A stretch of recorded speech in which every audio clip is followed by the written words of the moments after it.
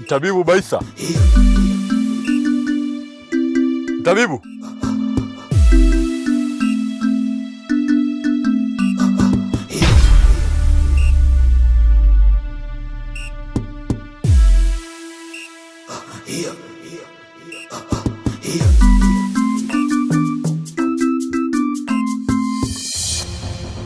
Figili Zembwa. Mtabibu Baisa wa kijiji cha Ikombe. Tatizo la kwanza bado halijatatuliwa. Umekuja ujio mpya ambao hata haueleweki umetokea wapi.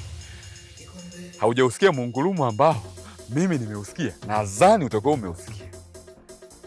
Na katika hiki kijiji cha Ikombe ulinzi umeimarishwa vema sana. Sidhani kama kuna mnyama yoyote anaweza akaingia kwenye himaya hii tukufu. Je, huo ujio ni ujio wa nini?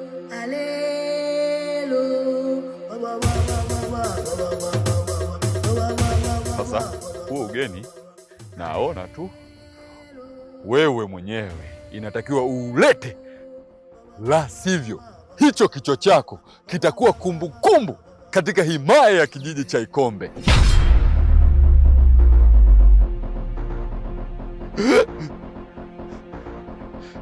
Na kitakuwa kikitambulishwa kwamba huyu ndo mtabibu aliyekuwa anafeli kwenye kila tatizo. Lakini nikushauri dalili za mvua huwa zinaonekana mapema kabisa. Lakini napenda sana ufanyaji wako wa kazi.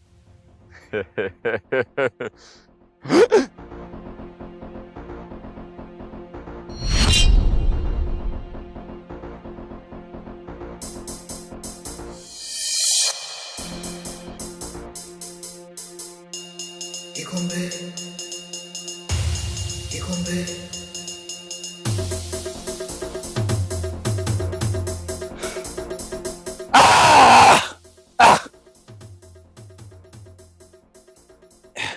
Hivi huyu Bantu mbona kama anavuka mipaka kabisa ya uongozi? Baba yake hakuwa hivi, ila huyu nisipokuwa naye makini, bila shaka atakikata kichwa changu.